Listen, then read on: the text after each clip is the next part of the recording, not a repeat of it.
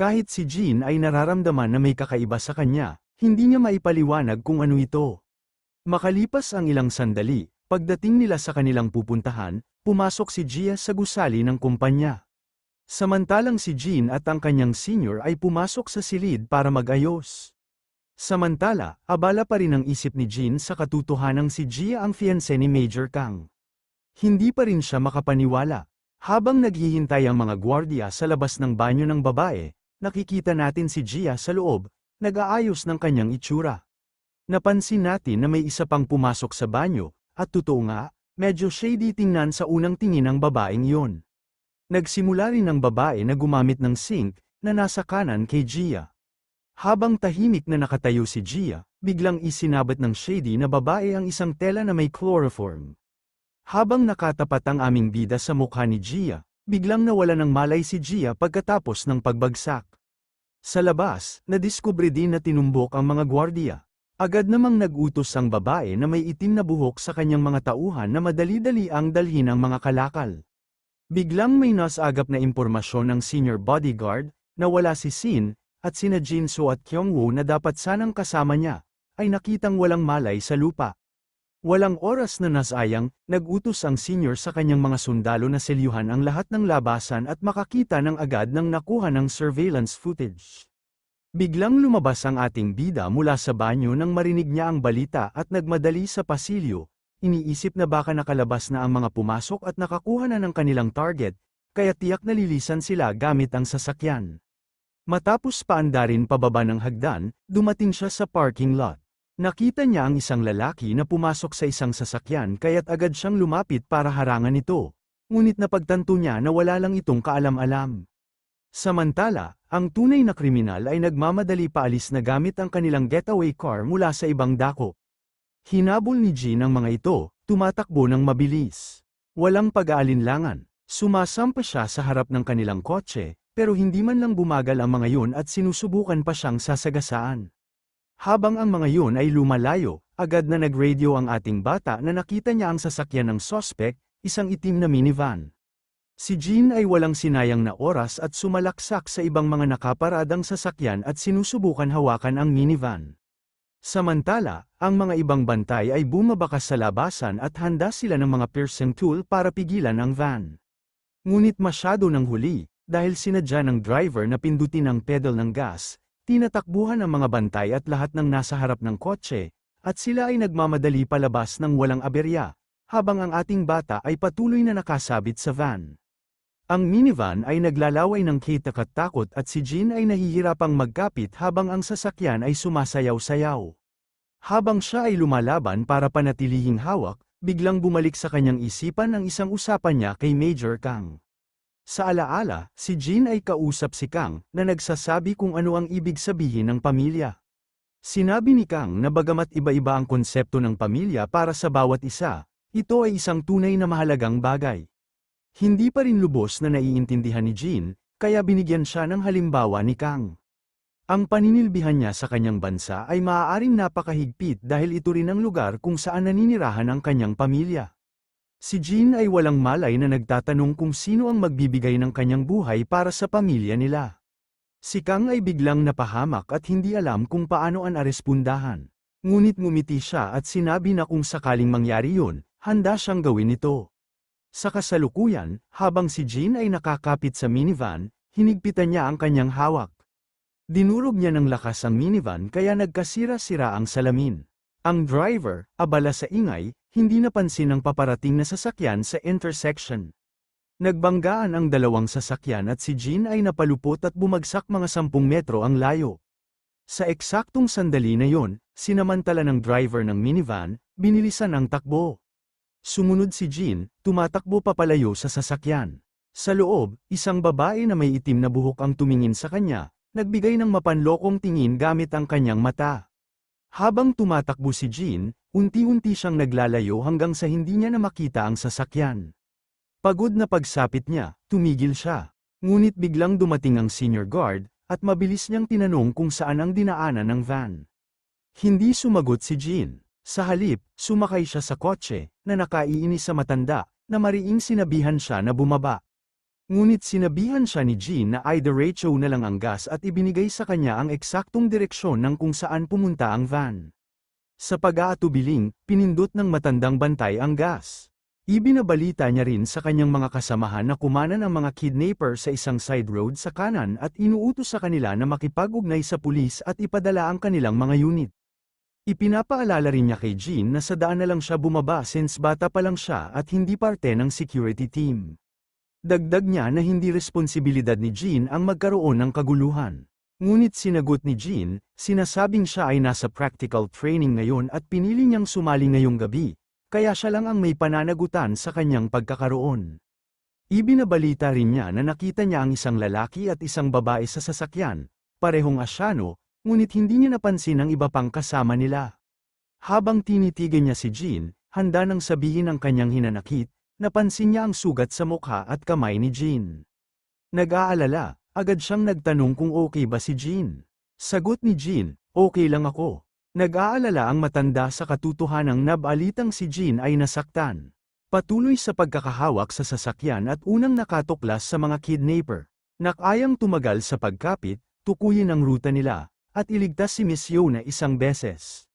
Napagtanto ng matandang tagapagtanggol na pinatunayan ni Jean ang kanyang sarili sa sitwasyong ito, at hindi niya maalalang may iba pang mas mapagkakatiwalaan kaysa sa kanya sa ngayon.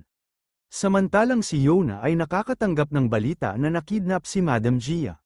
Ipinaliwanag ng kanyang bantay na nag-iwan sila ng pinakamababang seguridad at ipinadala ang lahat ng unit upang hanapin siya. Ang Team 2 at NGU ay kasalukuyang nasa pagsugod sa mga kidnapper. Napananagulat si Yona nang banggitin si Jean, at ipinaliwanag pa ng bantay na kasama ni Jean sa serbisyo noong nangyari ang insidente. Maya-maya lang, papunta na si Jean at ang kanyang matandang bantay sa isang piitan na pabrika, dahil ito ang pinakahuling lugar kung saan nakita ang mga kidnapper. Tamang-tama, nakita rin nila ang parehong minivan, at dala-dala ng mga kidnapper si Miss Gia sa wheelchair. Alam ng matanda na walang panahon para maghintay sa dagdag na suporta, kaya't pinagsabihan niya si Jean na manatili. Habang naglakad palabas ng sasakyan siya, nagulat siya nang makita ang isang grupo ng marurumi at may hawak na matalim na kutsilyo. Lumabas din si Jean sa sasakyan at pinanindigan na hindi sila pwedeng maghintay pa sa iba. Nagdatingan, pinapaalala ng nakatatandang lalaki sa kanya na hindi ito kagaya ng pagsasanay dahil totoo ang labanan ngayon. Agad na sumagot si Jean, sinasabi na hindi siya magagalit.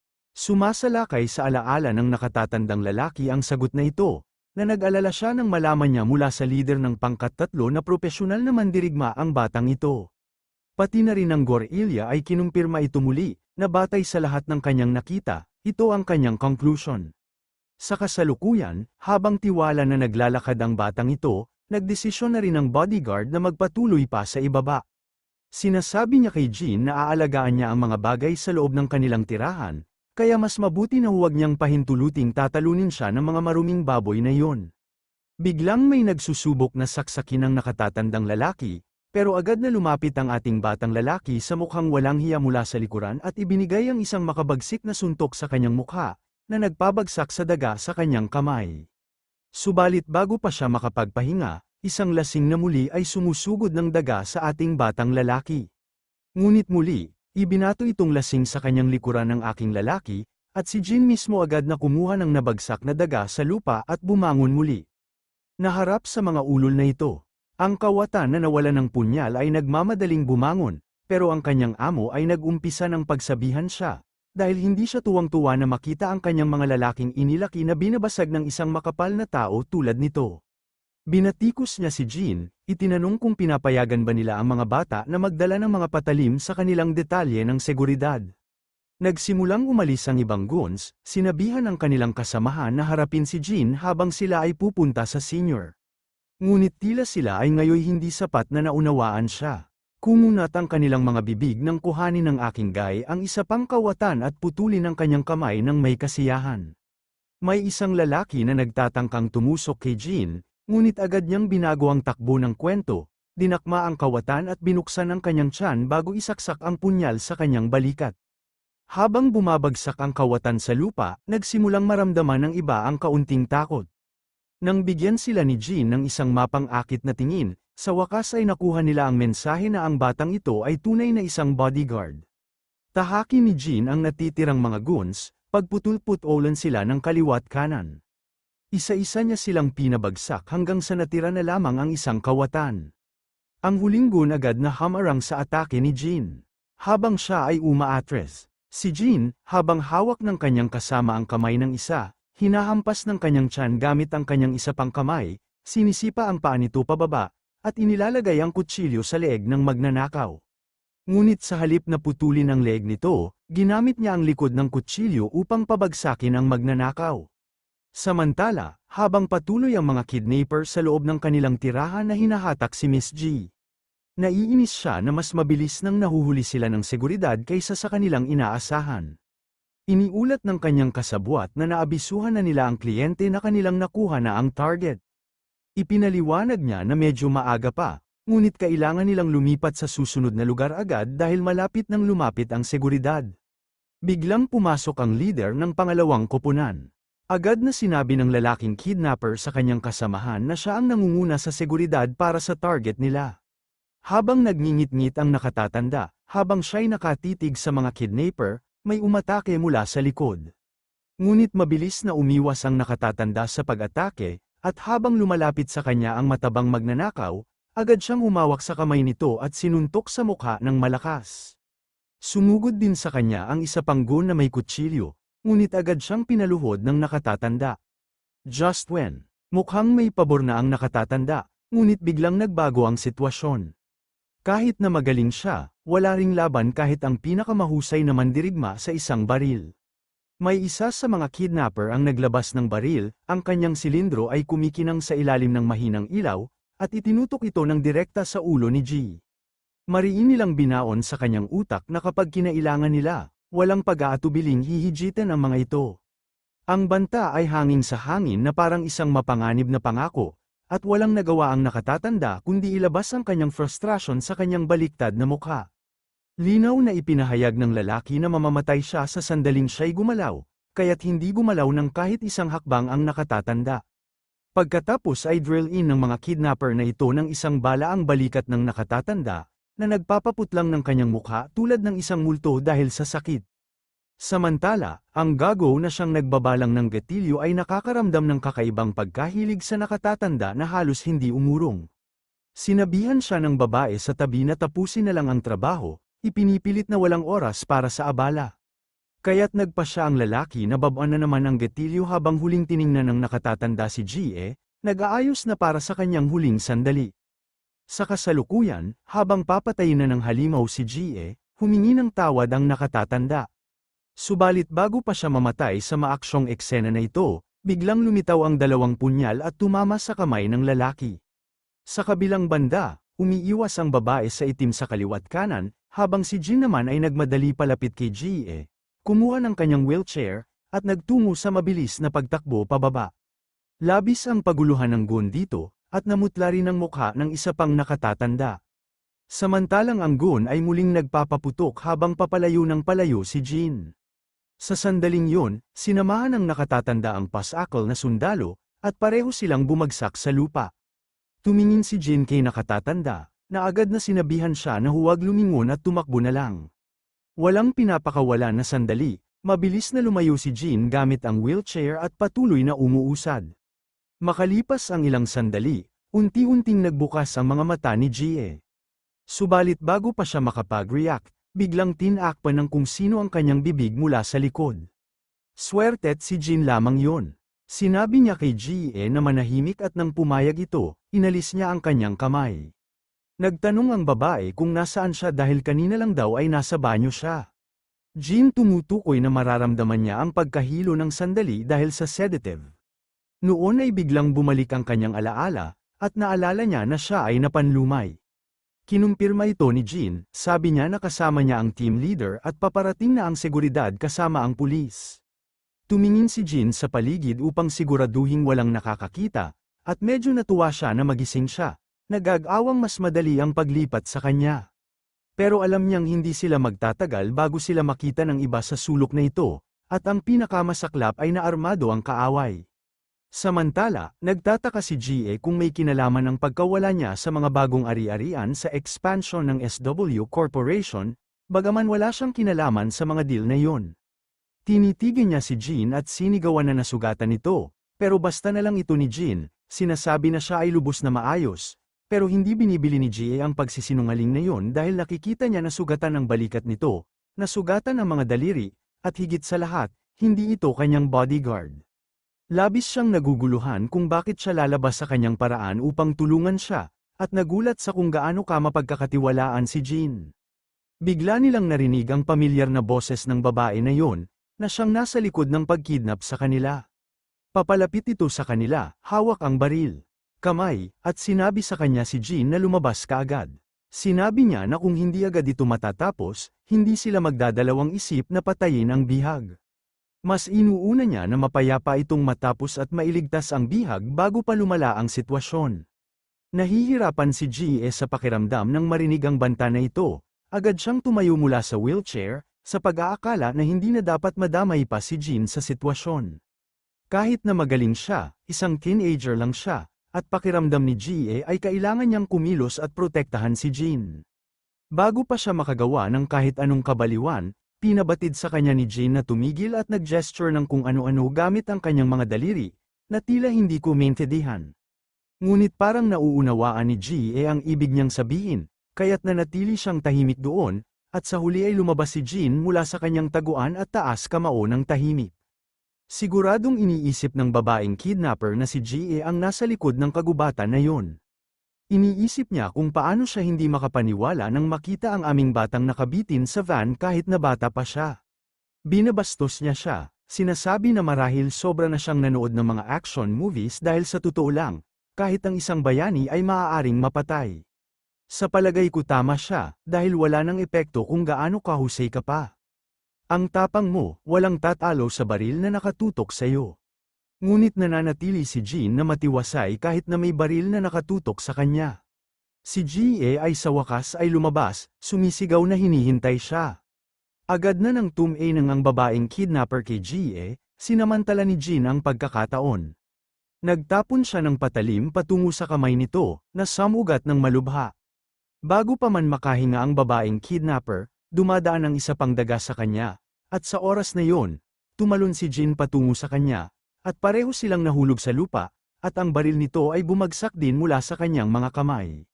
Agad niyang kinuha ang isa sa mga dagang nakatago malapit sa kanyang hita at sinubukang itong isayaw kay Jean, ngunit umatras ito sa tamang oras, at pareho silang lumayo sa isa't isa. Dumiretso ang babaeng kidnapper patungo kay Jean, at nagsimula ang kanilang mapanganib na sayaw ng saksak at kales. Matapos ang isang matinding labanan, nasaktan siya ng malupit sa tiyan at nagtamba palayo, ang kanyang baril ay bumabagsak sa lupa. Agad niyang napansin ang kanyang baril, kinuha ito, at tinutok kay Jean na may ngiting nag-iisip na kanya nang hawak ang pwesto. Ngunit mabilis na kumilos si Jean at kinuha ang baril, binaligtad ito sa kanya, at ngayon ay nakatutok na ulit ang baril. Bumalik din sa kanya, yung babae, pawis at lubos na labis na nalilito kung paano nangyari ito. Sa kabilang banda, na-amazed si Gia sa mga galaw ni Jean, habang yung ating binata ay nakatayo lang doon, kalamigang parang pipino. Ngumiti ulit yung babae, sinasabing baka marami siyang napanood na mga pelikula.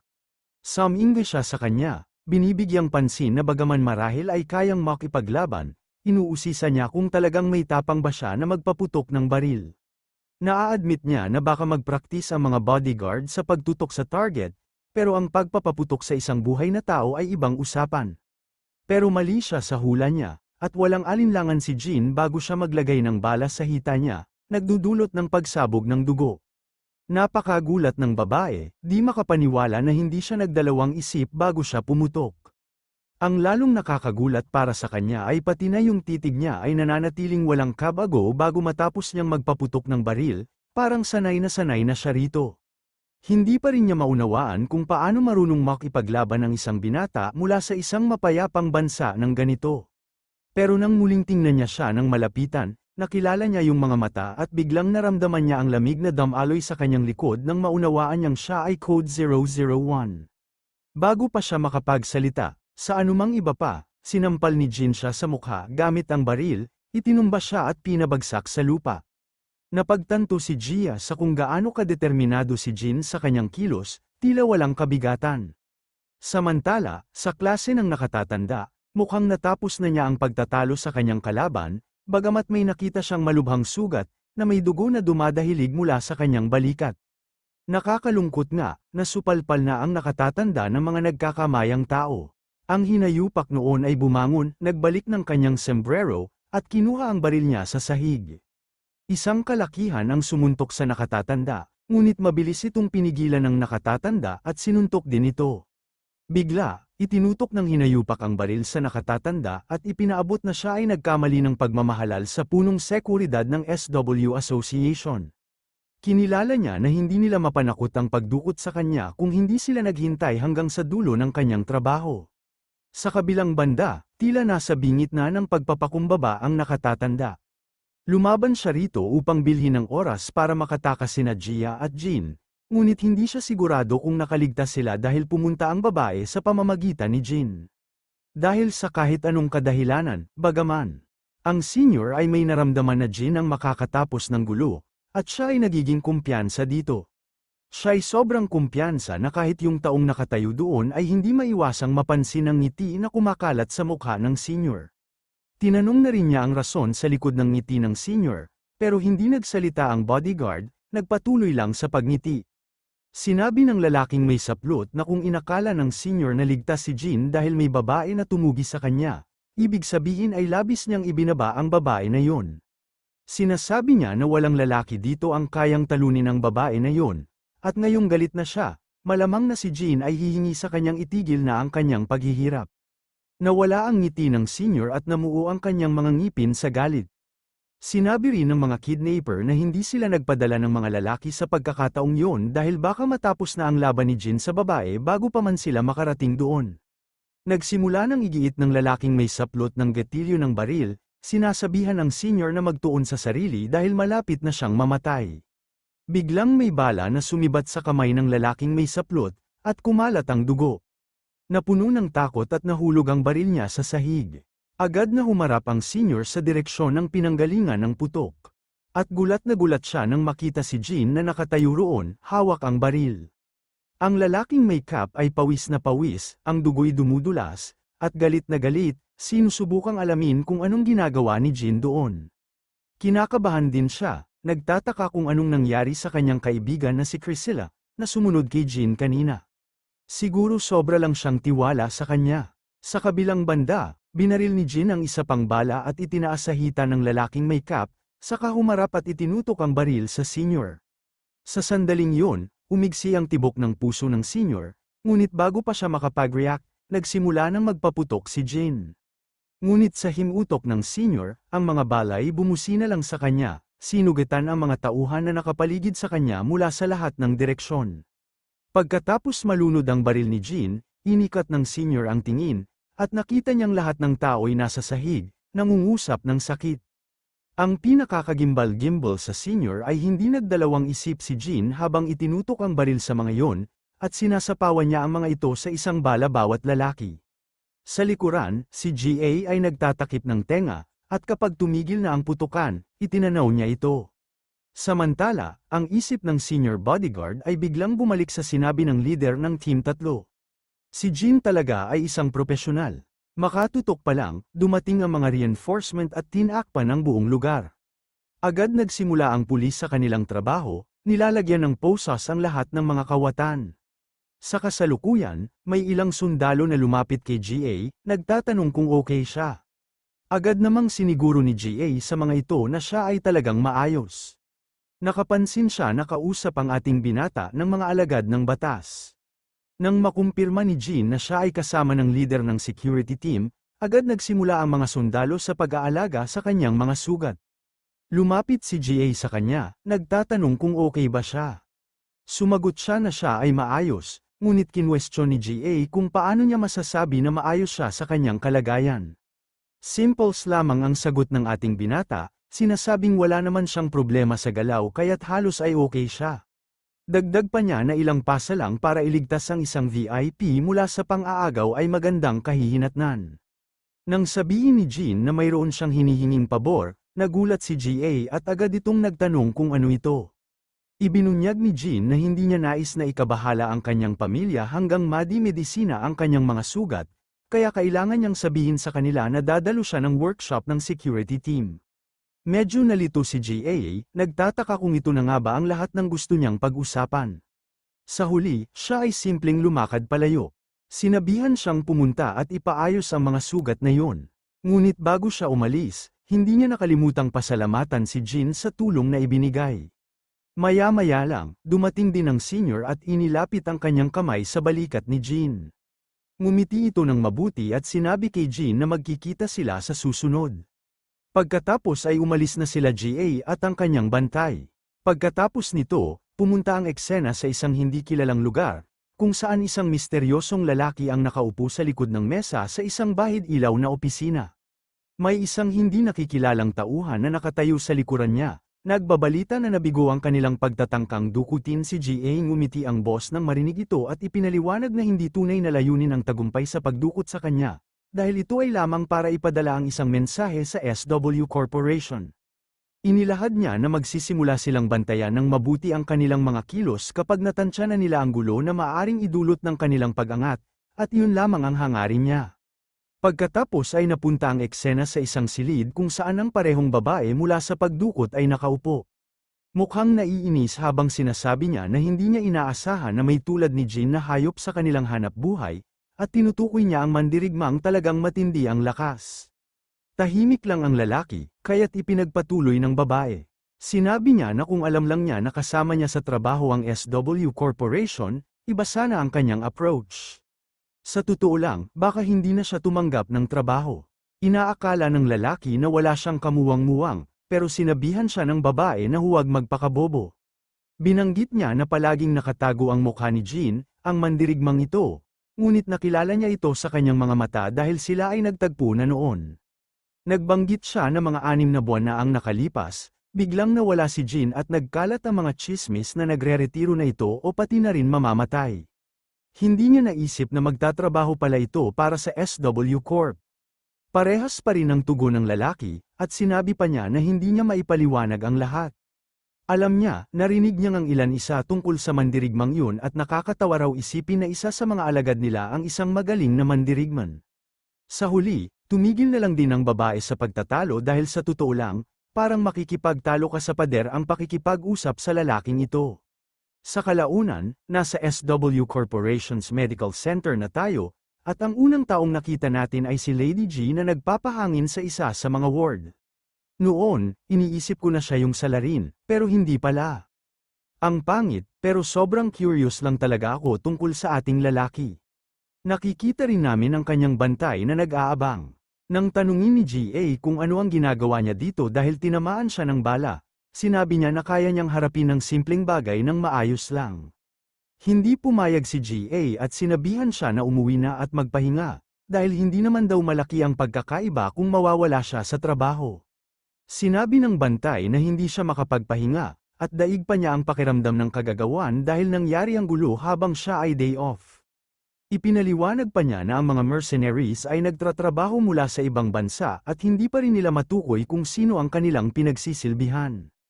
Pati ang mga mercenaries ay hindi alam kung sino ang kanilang client, dahil maraming middlemen ang kasali. Sumama ang loob ni GA habang iniisip niya kung bakit una si Yona ang tinarget tapos siya naman ngayon nakidnap. Tinanong niya ang bantay kung ito ay pawang isang kapalaran lamang. Ngumiti ang bantay at sinabi na tiyak na hindi ito kapalaran. Mas lalo pang nalungkot si GA. Iniisip niya kung paano hinandle ng ating lalaki ang buong sitwasyon ng parang isang tunay na badass. At mas lalong napahanga siya kaysa sa panahon ng pagsasanay. Paalala niya sa bantay na talagang hindi lang siya isang karaniwang teenager sa lahat. Sumasang-ayon ang lalaki, kinikilala na talagang hindi siya isang ordinaryong tao.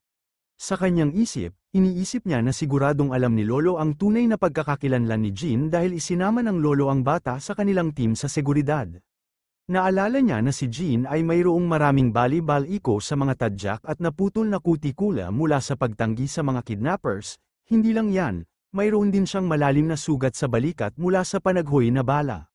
Isinisiwalat ng bantay na si Jean ay nakakapit sa kanilang sasakyan habang sa pagsalakay at siguro ay iyon ang dahilan ng kanyang mga sugat.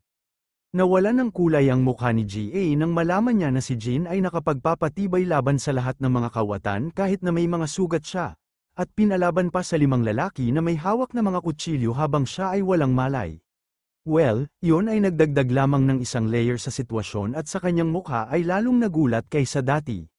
Sumasang-ayon ng bantay na hindi masyadong makatwiran, pero nakakagulat na totoo na nagawa ni Jean ang lahat ng iyon. Si GA agad na tumayo mula sa kanyang kama, nagmadali papunta sa pinto at diretsyong nagtungo sa ward kung saan naka-admit si Jean. Kaagad siyang pumasok sa silid, at nakita niya itong nagtataglay ng SW uniform.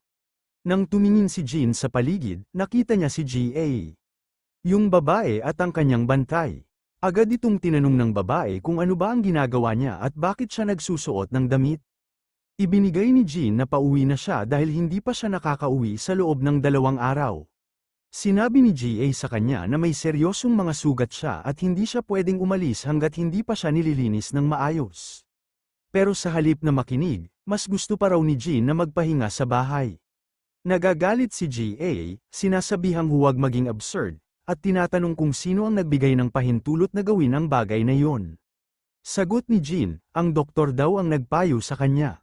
Kahit pa sa lahat ng reklamo ni GA, nagpupuno ng bag si Jean at tinatanong pa siya ng babae kung paano niya i-explain ito sa kanyang pamilya. Tugon ni Jean, madali lang daw i-explain sa pamamagitan ng pagsabi na nasaktan siya sa training. Nainis si GA na laging may sagot si lalaki para sa lahat. Kaya't sinabihan niya ang kanyang bantay na kailangan niya ng sandaling mag-isa kasama si Jean. Paglabas ng bantay, sinabi niya kay Jean na gustong kunin siyang magtrabaho para sa kanya pag-graduate nito. Tumingin si Jean sa kanya, at sinabi ni GA na walang mapapala dito si Jean kung mananatili siya kay Yeona dahil aniya, bata lamang ang huli. Patuloy siyang nagsalita, para ipaliwanag na si Yeona lang ang may mana mula sa kanyang mga magulang, ngunit wala siyang paraan para mapanatili ang kanyang sariling kinabukasan. Si GA naman, sabi niya ay kayang tiyakin na ang aming anak na lalaki ay magkakaroon ng ligtas at tiyak na hinaharap. Matapos ang ilang sandali ng katahimikan, sinabi ni Jean na may isang tanong siya. Nang marinig ito, inakala ni GA na marahil ay curious si Jean tungkol sa sahod, kaya't agad niyang sinabi sa kanya na huwag mag-alala, dahil siya ang tatutok na siguraduhin na mas mataas pa sa kanyang inaasahan ang madatatanggap niyang sahod, pati na rin ang maraming karagdagang benepisyo. Ngunit diretsahang tumanggi si Jean na magkaroon ng gayong mga kaisipan, at sa halip ay tinanong kung ano ang ibig sabihin niya sa pamamalagi kasama si Yeona. Tahimik na nagsalita ang babae sa sandaling iyon, saka biglang nagtanong kung sila ba ni Yeona, sasagot ni Jean na hindi. Ngunit iniisip ni GA na palaging naghihintay si Yeona para sa kanya tuwing pagsasanay, na maaaring ibig sabihin na may malalim siyang pagtingin dito. Sa anumang paraan, sinabihan niya si Jean na pumunta at magtrabaho para sa kanya pagkatapos niyang makapagtapos, na pangako nitong pasasayahin ang kanyang pamilya at agad na makakakuha ng magandang trabaho.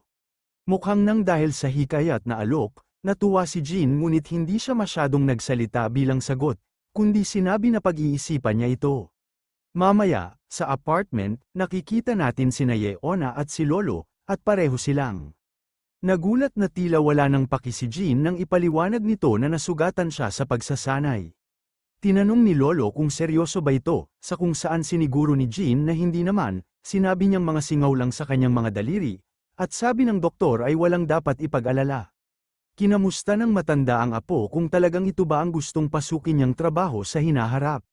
Walang malinaw na sagot si Jean, sinabi lang niya na interesado siya dito ngayon. Paalala ng lolo sa kanya na kahit gusto niya ngayon, palaging pwedeng magbago ang landas kung may iba siyang makikitang mas passion niya sa hinaharap. Dahil bata pa naman si Jean, sinabi ni Lolo na susuportahan siya kahit ano pa ang piliin niya.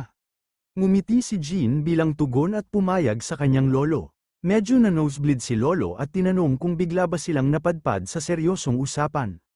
Nabanggit niya na madalas ang mga senior high school students ay nag-aalala sa kanilang future careers, at nagtaka kung nagkamali ba siya. Tumawa si Yona dito at siniguro kay Lolo na wala namang mali sa kanyang sinabi. Samantalang si Jean, walang kaalam-alam kung ano nga ba ang Boston Chops. Pagkatapos ng eksena, nag-transition na ito. Pumunta tayo sa isang kilalang kampo kung saan nakita natin yung lalaking may eye patch na yun. Iniulat ng kanyang alalay na lumayo ng landas ang 032 nang walang abiso, at nagdududa na baka dahil sa narinig niya ang balita tungkol sa 001 na itinuturing na target para sa paglikida. Inayawan lang ng lalaking may eye patch yun sabay tawag na tanga kay 032.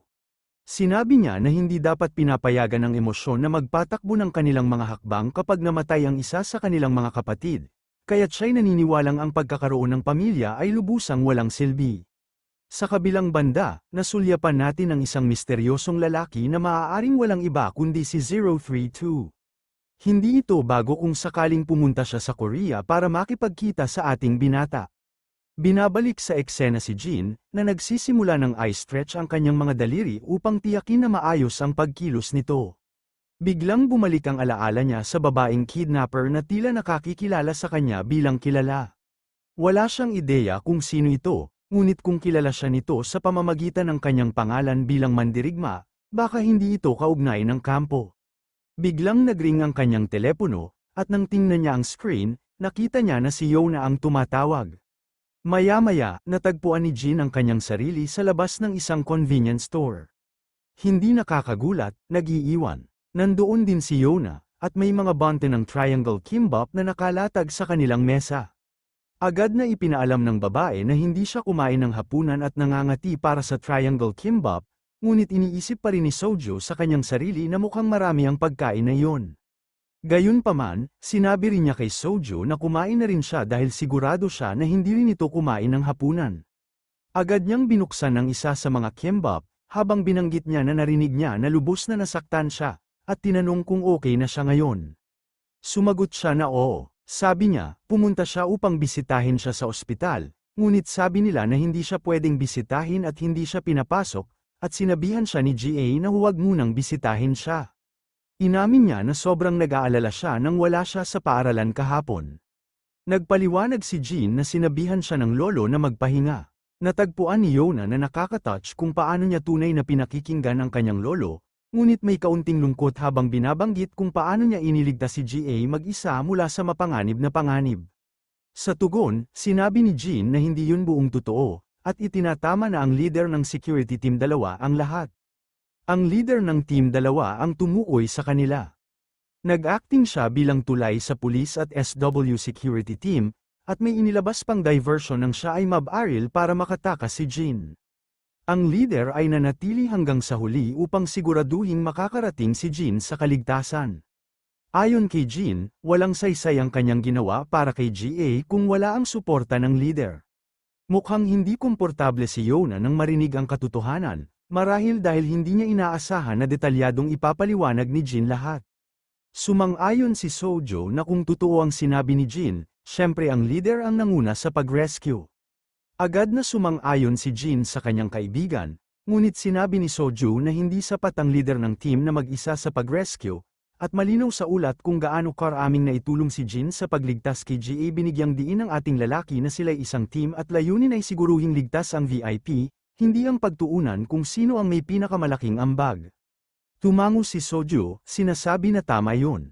Medyo out of place ang pakiramdam ni Yona, marahil dahil hindi siya sanay sa ganitong usapan. Biglang tumunog ang telepono ni Jin, at nang siya'y sumagot, nagtanong si Yona kung may nangyari ba at kung mayroong anuman. Mali, tinanggap ni Jin ng mahiyain na kailangan nila siya sa silid ng laro, dahil nag-text si Jaehyun na kailangan nila ng karagdagang tao at dapat siyang magmadali. Ngunit binigyang alala siya ni Yona na siya ay may sugat pa at tanong kung paano siya maglalaro na may sugat sa kamay. Paliwanag ni Jin na hindi naman gaanong mahalaga dahil siya ay talagang hindi mahusay sa laro. Ilang patak ng pawis ang tumulo sa noo ni Yona sa kanyang katapatan. Napunta ang eksena kay Jaehyun na naglalakad sa bangkita, nag-iisip kung bibili siya ng pagkain para kay Jin. Ang kanyang mga iniisip ay bumalik sa isang alaala kung saan may mga babae na nagkatuwaan kay Yona, nagtatanong kung bakit wala si Jin sa paaralan sa mga nakaraang araw. Ipinaliwanag ni Yona na naglakbay siya at nasaktan ang kanyang mga kamay ng kaunti. Nagulat ang mga babae at nagtanong kung malubha ba ito, panyanatag ni Yona na hindi naman.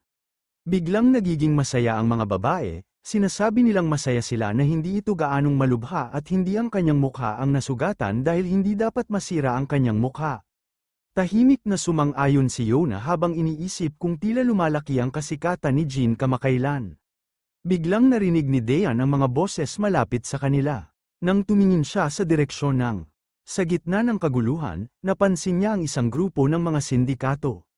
Kinakabahan siya nang ma-realize niyang wala siyang makapagtanong para sa tulong, pero nang mas matalas ang tingin, nakilala niya ang isa sa mga sindikato bilang ang lalaking sumubok na hingan siya ng kanyang numero noon.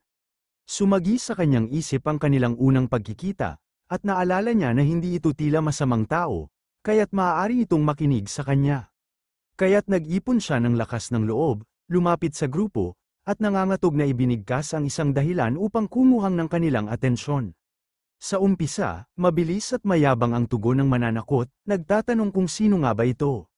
Gayunpaman, pamatla ang kanyang mukha sa nerbiyos nang ma-realize niyang siya nga ang babae na sinubukan niyang biruin. Nagmamadali siyang magpaliwanag sa kanya na hindi ito ang tunay na nangyayari, at tinutulan niyang may pinagkaabalahang unang lalaki habang nagmamaneho sila lang ng dumaan, at inaasahan lang naman niya ng pagkain ang lalaki. Humihingi ng paumanhin si Dayan sa ngalan ng lalaki at nagtatanong kung pwede nilang palayain ito. Maliwanag na hindi tuwang-tuwa ang mananakot sa ginagawa niyang hinihingi, ngunit sa wakas ay nagsimulang maglaon sila. Pagkatapos, lumapit siya sa lalaking nakahudi, nagtanong kung okay ba ito. Napahimlay ang lalaking nakahudi. Sa una, ngunit agad namang nagtanong kung maaari niyang bilhan ng pagkain. Maya-maya lang, sila ay nakaupo sa labas, at halata na ang lalaki ay naglamon ng maraming triangle kimbap parang isang gutom na aso, at makikita pa rin na patuloy siyang ngumunguya sa nalalabing tira. Pagkatapos, siya ay umiinom ng bote ng tubig, at kapag ang kanyang tiyan ay busog na, pakiramdam niya ay parang lumulutang siya sa mga ulap. Si Dayan ay tinitigan siya ng may kuryosidad, habang ang lalaki ay mabilis na humingi ng paumanhin, ipinaalam na hindi niya ibig mang-abala siya, ngunit siya'y labis na gutom kaya't hindi niya mapigil ang magtanong ng pagkain. Sinigurado siya ni Dayan na walang malaking suliranin, at ipinaliwanag ng lalaki na nawala ang kanyang pataka pagdating niya sa bansa, kaya't hindi siya nakakain ng ilang araw. Pagkatapos nito, hinimok siya ni Dayan na sana'y humingi siya ng tulong sa embahada, at nararamdaman ng lalaki na siya'y medyo tanga para lamang hindi ito ginawa. Tapos, tiningnan niya ang kanyang telepono at napagtanto na patay na ang oras, at siguradong nag-aabang na si Jin sa kanya para umuwi, kaya't mabilis na inalok niya ang lalaking iyon ng pera, na sinasabing ito ay kaunti lamang sakaling magutom siya ulit. Sa ganon, siya ay mabilis na tumakbo palayo, iniwan ang lalaki sa pagtataka. Abaw, kitang-kita natin na si Kuya 032 na pinag-uusapan natin. Mukhang medyo maganda siya, kaya huwag ka nalang mag-ulat kung babae pala siya sa kalaunan ng kwento. Ibalik muna natin ang eksena sa nakaraan, kung saan biglang sumugod si Jin sa isang kwarto na may hawak na baril. Sa loob, nakita niya ang isang babae na nagtatanggol sa isang batang babae. Hindi kaagad sumalpok si Jin, ngunit nasabi sa kanyang transmisyon na patayin ang target at bumalik agad sa base. Kumikinang sa takot ang batang hawak-hawak ng babae, at doon niya narinig ang tinig na tumatawag, kaya bigla siyang nagising mula sa masamang panaginip. Agad siyang umupo sa kanyang kama, tumitibok ang puso. Maririnig niya ang ingay ng pinggan mula sa sala. Lumabas siya at doon nakita si Yona at Lolo. Tiningnan siya ng matanda at nagtanong kung bakit gising siya kung dapat pa siyang nagpapahinga. Sabi ni Jin, oras na niya para bumalik sa paaralan. Sinabihan siya ng lolo na mas mahalaga ngayon ang pagpapahinga at paggaling kaysa sa pag-aalala sa pag-aaral. Tumango si Yona mula sa likod na sumunod sa payo ng lolo, at walang tanong, sumang-ayon si Jin sa kanyang lolo. Nakangiti sa kabutihan ng matandang lalaki bago umalis. Sinabi niya na huli siyang uuwi mamaya dahil may sakit ang kasamahan niya, si Mr. Lee, kaya tutumbasan niya ang shift nito. Tinanong ni Jin si Dayan kung bakit aalis siya agad. Sinagot niya na maaga siya nagising at plano niyang mag-aral ng kaunti bago magsimula ang paaralan. Tulad ng dati, inialala niya kay Jin na anden ang almusal sa mesa, kaya kumain na raw siya. Ngumiti si Jin nang mabilis at tahimik na lumabas si Dayan, iniwan sa kanya ang masarap na pagkain. Makalipas ay nasa labas na tayo, at habang naglalakad si Jin sa kalsada, may tumawag sa kanyang telepono, si Jae-hong, na nakikiusap na bumalik na siya sa koponan agad. Bigla namang sumali si Yona sa usapan at sinabi kay Jae-hong na kasali rin siya. Ngunit binaliwala siya ni Jae-hong, nagsabing mag-practice muna ito kasama ang mga bots. Habang tuwang-tuwa si Jin sa kasayahan ng kanyang mga kaibigan, nakita niya si 032 na naglalakad sa kabilang parte ng kalsada. Nawala ang ngiti ng binata nang makita niya ito, at sigurado siyang may mali sa sitwasyon. Ang pangitain ay tila pamilyar. Agad siyang tumakbo patungo sa lalaki, pero biglang sumulpot si 032 papunta sa isang eskinita. Sumigla si Jin at sumugod sa eskinita papunta sa kanya. Pagdating sa loob, hindi niya makita agad ang lalaki. Sinundan niya ang daan ng mas malalim at napadpad sa isang site ng konstruksyon. Pagkaakyat sa isa sa mga gusali, tiningnan niya ang paligid at agad nakita ang kanyang dating kaibigan, na ngayon ay may hawak na baril at itinatapat sa kanya.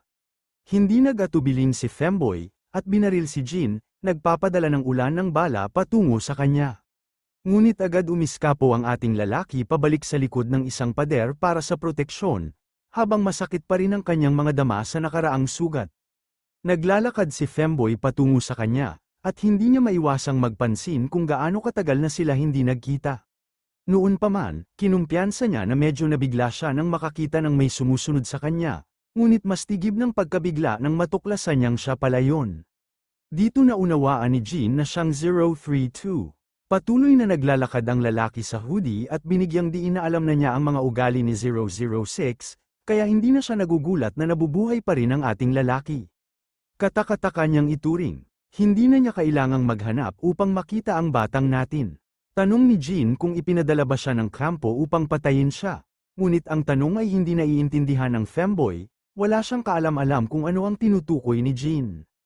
Alam naman ni Jin na hindi magpapadala ang kampo ng kahit sino upang tapusin ang gawain na hindi nagawa ni 006, ngunit sinasabi lang ng Femboy na tumahimik na siya dahil hindi na siya ang kanilang pinuno. Kahit ganoon, patuloy si Jin sa pagtatanong para sa mas maraming impormasyon, nagtatanong kung hindi ba siya ipinadala ng kampo. Baka daw tumakas siya mula sa kampo nang walang pahintulot ng sinuman. Simpleng sinasabi ng Femboy na wala dapat itong kahalagahan sa isang traidor tulad niya. Inaangkin niya na hindi niya nais magtanim ng hinanakit sa batang natin, ngunit ang kanyang kalagayan ay pilit siyang pumipilit na gawin ito. Ngunit binanggit niya na si 006 ang kanyang tanging pamilya, ang taong nag-alaga sa kanya sa kakaibang kampo.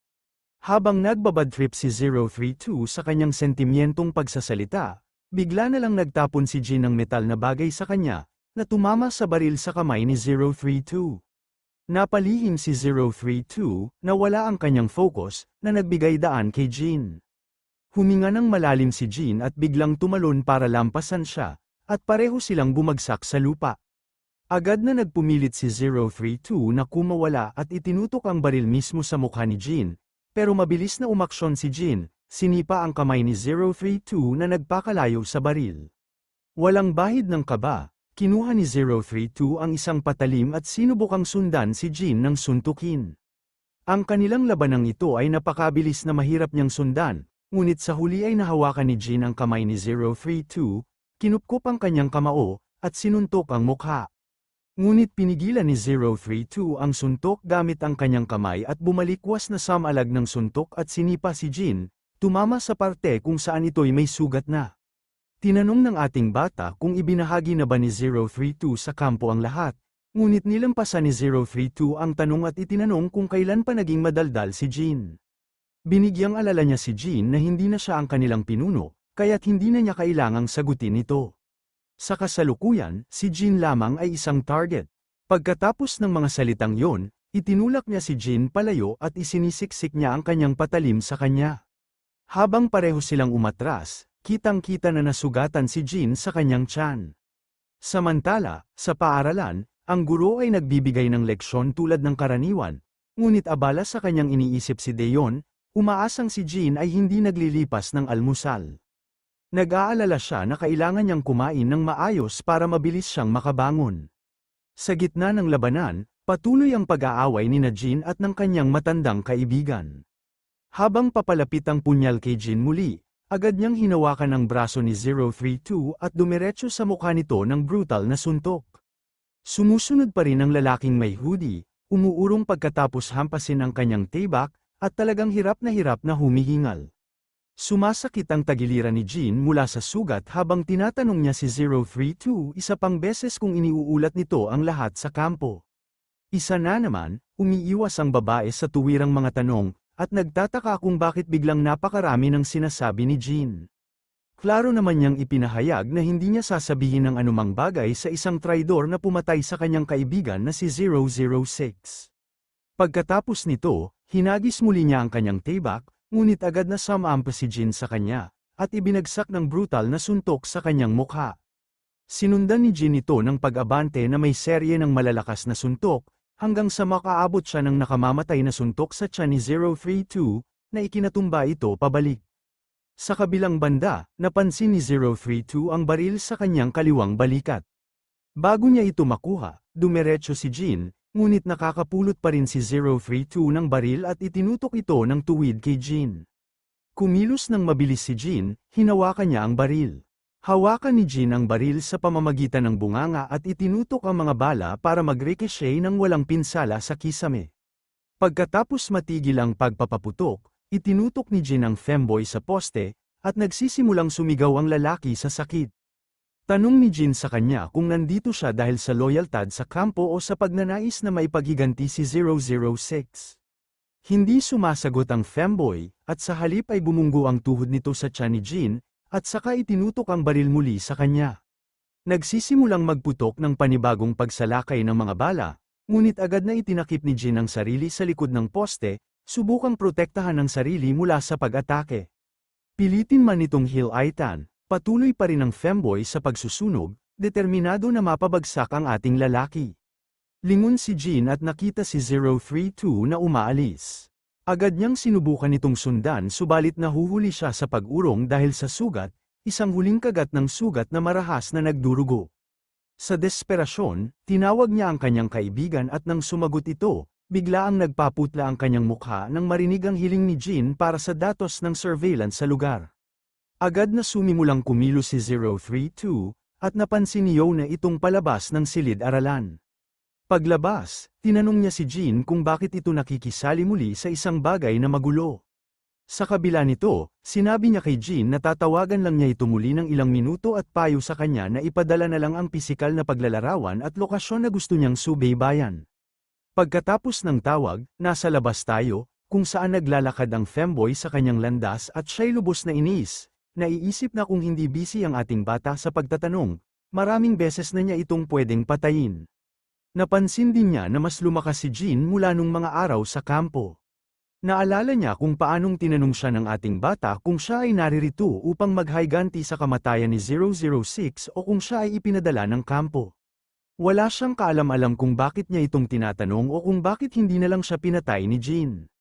Habang si 032 ay naglalakad, nakita na naman siya ng parehong nang-aabala at ang kanyang mga tigasin. May napakasamang ngiti sa mukha ng nang-aabala habang pinipiling ulit na asarin siya. Nakita rin ni 032 ang mga tigasin, at hindi siya natutuwa sa pag-aksaya ng oras sa mga ito kaya't pinabayaan lang niya sila at patuloy sa paglalakad. Bigla, may ilang mas maraming tigasin na hamarang sa landas ni 032, na siyang mayorya sa taas kaysa sa kanya parang silay.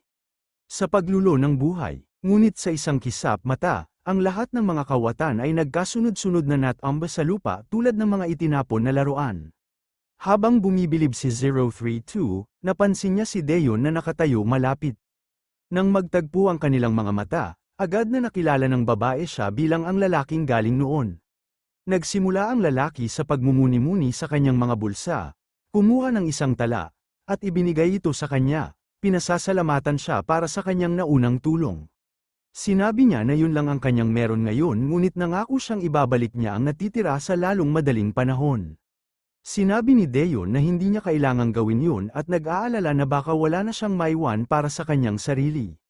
Yumuko siya at inudyukan siya na magiging maayos ang lahat. Makalipas ang sandali, sila ay pumara sa isang restaurant. Nagkomento si Deon na hindi niya dapat binalik ang pera hanggat hindi pa siya nakakapag-ipon ng higit pa. Sinabi lang ng lalaki na hindi lahat ay dapat maghintay hanggat hindi sila may sobra para sa pagbayad sa tulong ng iba. Nang tanungin niya ito kung ilang taon siya, sinagot niya na 17 siya. Nakita ni Yona na kakaiba na pareho silang edad, at nagulat din si 032 sa narinig. Dahil dito, mabilis na naisip ni Yona na maging magkaibigan sila. Magkaedad sila, at pumayag si 032 sa idea. Nakakatawa tingnan na sinusubukan niya makipagkaibigan kahit hindi pa niya alam ang pangalan nito. Tinanong niya kung taga-ibang bansa ba siya, at sinabi nito na oo, at naglalakbay siya ngayon. Nang itanong niya kung kasama niya ang mga kaibigan, sinabi nito na mag-isa lang siya. Na-curious si Yona dito, natutuwa na mag-isa siya naglalakbay. Tinanong niya kung ilang bansa na siya napuntahan, at inamin nito na hindi siya sigurado pero malamang halos 20 na mga bansa na kanyang napuntahan. Habang nag-uusap sila, dumating na rin si Jean, ngunit bumagal nang makita niya si 032 na nakaupo doon, at parang muntik nang lumuwa ang kanyang mata nang ma-realize niya na kasama niya si Daehyun. Ngunit hindi kaagad pumasok si Jean. Sa halip, tahimik na tumayo siya sa likod ng pader habang ang kanyang kapatid at ang lalaki ay nagpapatuloy sa kanilang usapan. Tinanong ni Daehyun kung gaano na siya kahaba sa Korea. Una, tahimik ang lalaki, ngunit sa huli ay sinabi na mananatili siya hanggang tapusin na niya ang kanyang ginagawa dito. Ngumiti si Daehyun at sinabi na malapit na siya dahil muling nagkakasalubong sila. Kinumpirma ito ng lalaki, at sinabi na mayroon siyang ibang gagawin. Sa lugar na ito, naiisip niya na posibleng malapit din siya dito. Medyo nahihiya siya na itanong ang tanong na masyadong obvious, pero tiniyak sa kanya ni Daehyun na hindi siya talaga nakatira doon. Malapit lang daw ang eskwelahan niya. Bigla namang pumasok si Jean, at bago pa makapag-react si 032, hinawakan at ibinagsak na siya ng ating binata. Kinuha ni Jean ang kutsarita sa basurahan at sinubukang itusok sa mukha ni 032. Ngunit agad na sinunggaban ni 032 ang kamay ni Jean, pero sumagot si Jean ng suntok. Matapos ang maikling pagpapalitan ng bugso ng kanilang lakas, pareho silang umatras ng saglit para magpahinga. Naigilty si Jean sa pagdala ng kapatid sa ganitong gulo at tumayo doon, frustrado sa kanyang sarili. Samantalang si Daehyun, labis na naguguluhan sa nangyayari.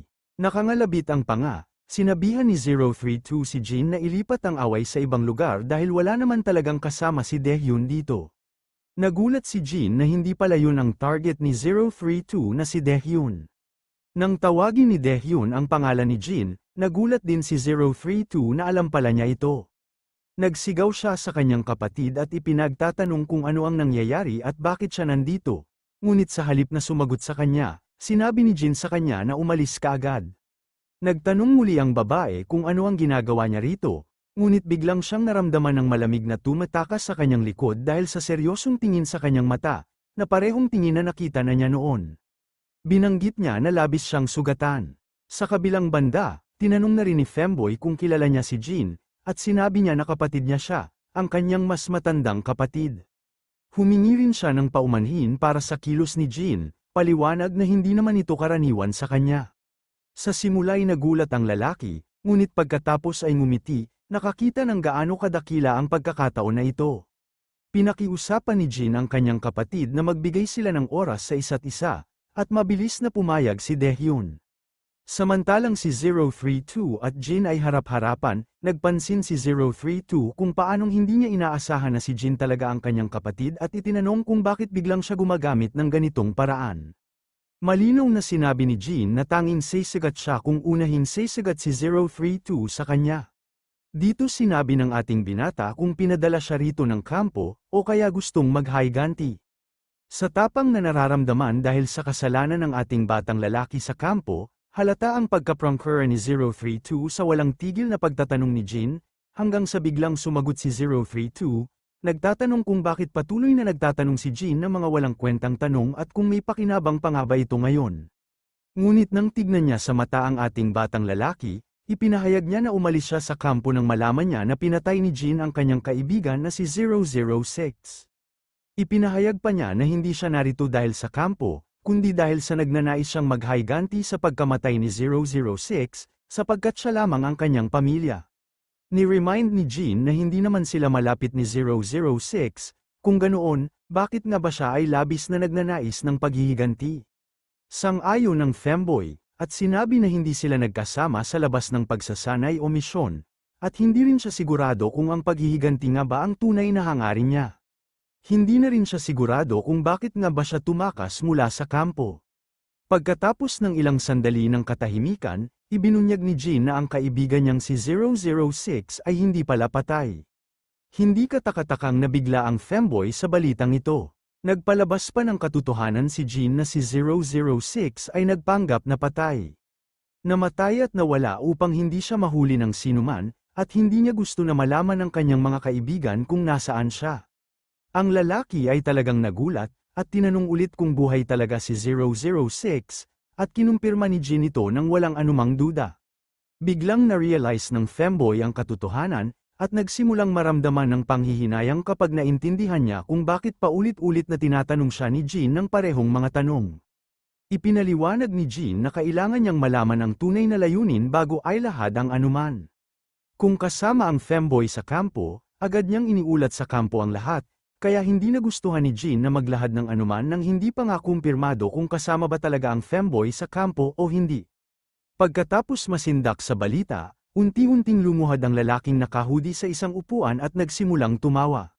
Tinanong niya si Jean kung bakit nasa lugar ito. Si Jean, di tiyak kung paano sasagutin, simpleng sinabi na bumalik lang siya sa bahay. Nagulat ang lalaki at nagtanong kung sinasabi niya na tunay na kapatid niya ang babae, dahil sa abot ng kanyang kaalaman, nawala ang lahat ng alaala ng ating batang lalaki. Sumagot si Jean na kamakailan lang bumalik ang mga alaala niya, bagamat medyo malabo pa ang ilan.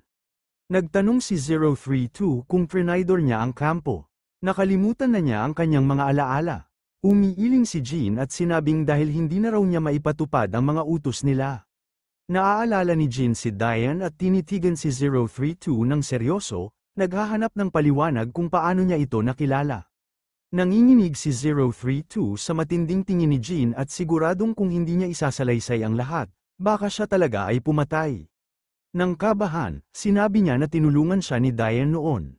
Nag-asa si Jean sa karagdagang impormasyon, pero bamaling lamang si 032 at sinabing yun na lang ang lahat. Unti-unti nang lumamig si Jean, at natuwa si 032 na makita siyang kumalma, bagamat medyo kinakabahan pa rin sa hitsura ni Jean na mas nakakatakot pa kaysa kanyang anyo sa labanan. Sa kabila ng lahat, nag-umpisang linisin ni Jean ang kalat, at tumulong din ang kanyang kaibigan sa paglilinis ng lugar. Habang sila'y naglilinis, nagtanong si femboy kung okay ba si 006. Ito ay nagbigay ng pang-flashback kay Jean, at naalala niya kung paano sinuntok si 006 ng sasakyan at kung paano ito pinaglaruan. Sa alalahanin na yun, hindi na siya nagbigay ng mas maraming detalye at sinabing medyo okay lang ang kanyang kaibigan. Wala lang kay femboy at sabing hindi raw mahalaga basta't buhay pa ang kaibigan niya. Matapos ang lahat, sinubukan niya namang patayin si Jean, kaya't asahan na masaktan siya. Lumapit si Jean at tinanong kung paano niya mapagkakatiwalaan ang isang tulad ng ating kaibigan, lalo na at itinuturing siyang traidor sa kampo. Sinagot ni femboy na ito'y dahil hindi pa siya nagsisinungaling kailanman kay Jean. Kahit itinraidor niya ang kampo, naniniwala si 032 na hindi ito lalabag sa kanyang mga kaibigan. Sinabi pa niya na may pareho ring opinyon si 006 tungkol sa ating kaibigan. Nang marinig ito, sinabi ni Jean na nauunawaan niya ang lahat. Naisip ng kaibigan kung ano ang ibig sabihin nito kaya tinanong kung ano ang ibig sabihin ng mga sinasabi ni Jean. Binalikan siya ni Jean sa araw na pinadamputi ang buong kampo upang habulin siya, at sinabi na sinadya ni 006 na palayain siya mula sa kampo, dahil kung hindi, hindi siya nakalabas ng buhay. Ngumiti si femboy dito at sinabi na marahil mas kinamumuhian nila ang kampo kaysa sa kanya. Ngumiti rin si Jean bilang sagot, saka tinanong ng kaibigan kung may paraan bang makontak si 006. Sinabi ni Jean na wala. Hindi hanggang sa makipag-ugnay si 006 nang unang magkita, saka palang nabunutan ng tinik ang dibdib ni Jean. Siniguro ni Jean na sasabihan niya si 006 na makipag-ugnay kay femboy kapag siya ay nagparamdam. Nagsisimula siyang batuhin ang sarili sa galit sa sarili dahil sa biglaang pagpapakita ng init ng ulo kay Jean nang walang magandang dahilan at halos ay mapasama pa siya sa kaguluhan. Itinampok niya rin kung paano nagtago si 006 para lamang mapanatili ang kaligtasan ng kanyang kaibigan.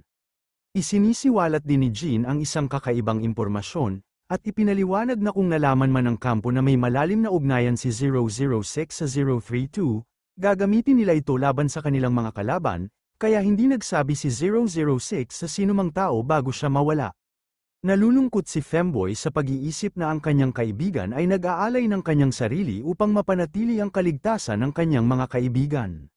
Dito na ipinaalam ng Hoodie Guy ang ilang kagulat-gulat na balita, na ang kampo ay nag-aalaga na walang makakaalam na ang ating binatilyo ay buhay pa. Nagtatanong si Jean kung totoo bang itinatago ito, at kinumpirma ng kanyang kaibigan na oo, totoo nga.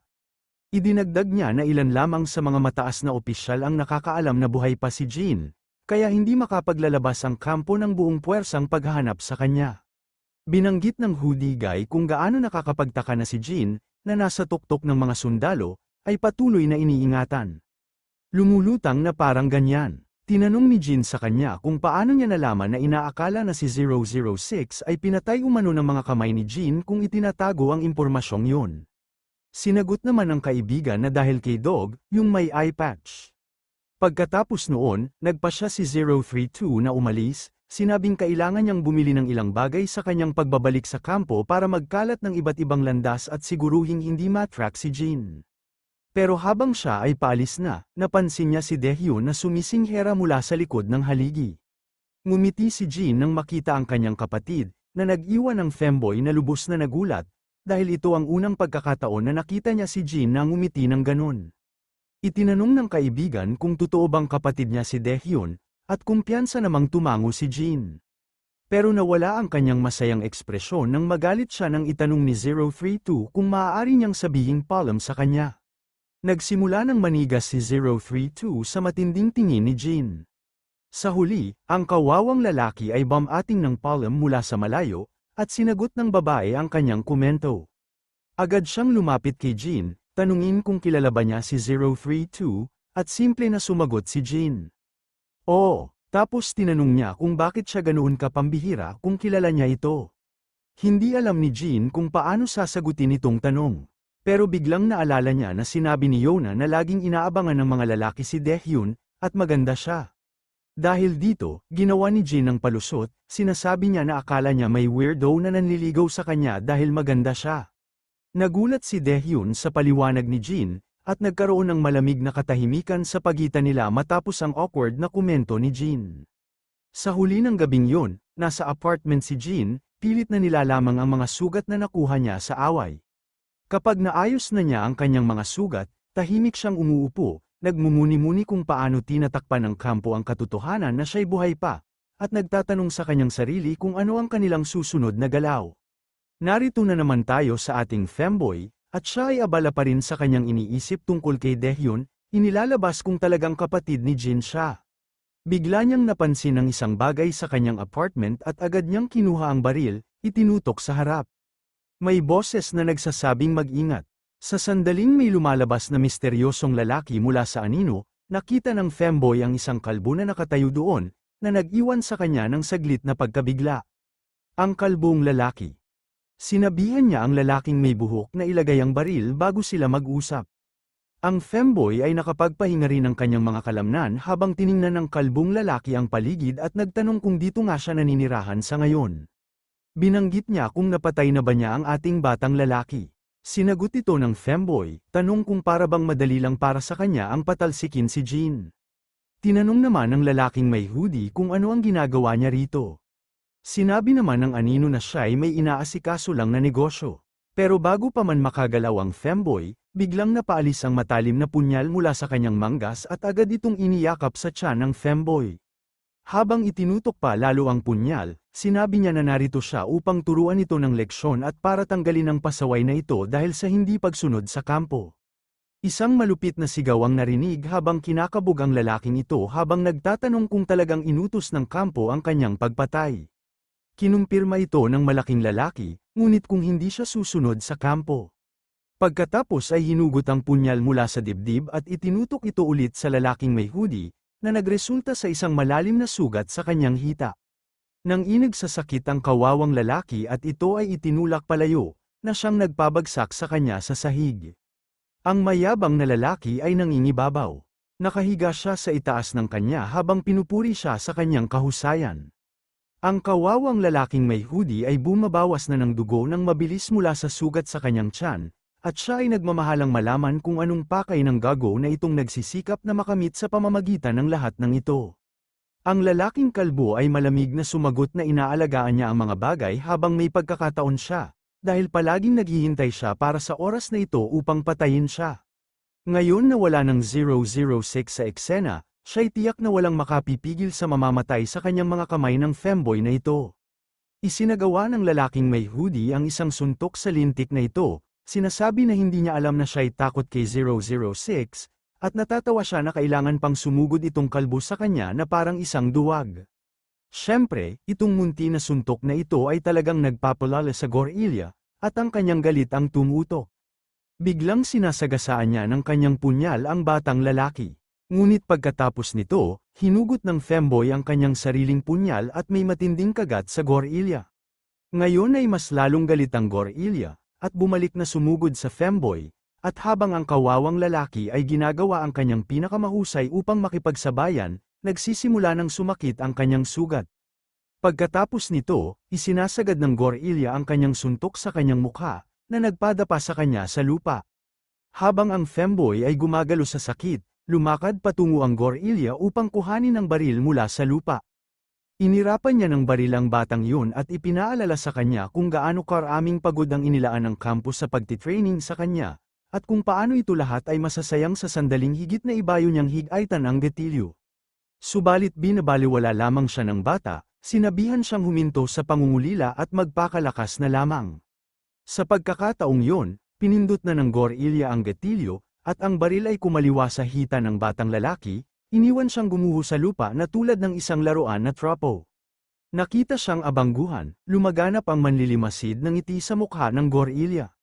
Malinaw na sa kanyang pananaw, kahit ilang suntok pa ang ibigay, siya pa rin ang lalabas na mapagtatagumpayan ng gabing iyon. Subalit sa kabila ng lahat ng pasa at sugat, humantong sa pagtanggi ang femboy. Siya ay bumalik sa aksyon at itinapon ang kanyang daga patungo sa mukha ng gorilla. Habang sandali itong iniistorbo, tumakbo na ang batang lalaki, at agad siyang umalis sa silid. Nagsimula nang magpaputok ang gorilla ng serye ng bala, ngunit sa wakas ay nakalabas na rin ang bata. Ang kanyang mga binti ay nanginig habang pinalalakas ng mga bala ang kanyang mga sugat. Hinabol siya ng gorilla, ngunit ang tanging naruroon na lamang sa kanyang madatnan ay ang patak ng dugo, sapagkat ang ating femboy ay matagal nang nawala sa dilim.